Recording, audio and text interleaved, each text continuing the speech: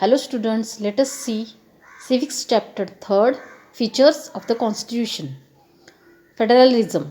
Federalism is the system of running administration of a country by the governments at two levels, with each one making laws on separate different subjects.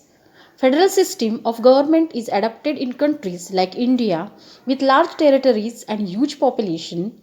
The federal union central government carry out the administration of the entire country, whereas the state government looks after administration of a particular region. Division of powers. Division of powers. The constitution has divided the subjects for making laws between the union government and the state governments in the following manner. Union list consists of 97 subjects on which the union government alone can make laws on defense, foreign relations, currency, international trade, war and peace, etc. State list consists of 66 subjects on which the state governments can make laws on law and order, agriculture, local government, health, prison administration, etc. Concurrent list consists of 47 subjects on which both governments can make laws on economic and social planning, environment, education, personal law, etc. Residuary powers are those subjects which are not included in any list and are assigned to the union government. Union territories. In union government, there are 29 states and 7 union territories.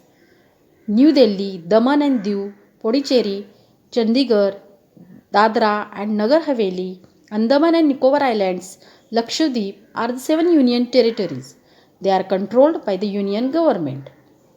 Parliamentary system of government has been provided by the constitution, wherein the legislature is the highest decision making body. Union Parliament. It consists of the President, the House of the People, that is Lok Sabha, and the Council of States, Rajya Sabha. Council of Ministers runs the administration and are answerable to the Lok Sabha. The discussion and debate that take place in the Parliament, one of great significance. Independent Judiciary. Independent judiciary is created to resolve disputes. The court hears both the sides and give justice impartially.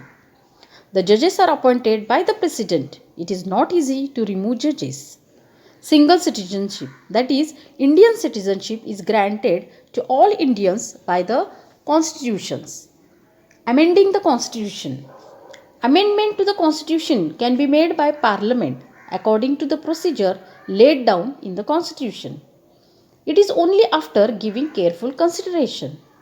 The procedure is neither too difficult nor too easy. Election Commission. As India has adopted a democratic form of the government, people have to elect their representatives periodically. The Constitution has entrusted the responsibility of conducting elections to the Election Commission.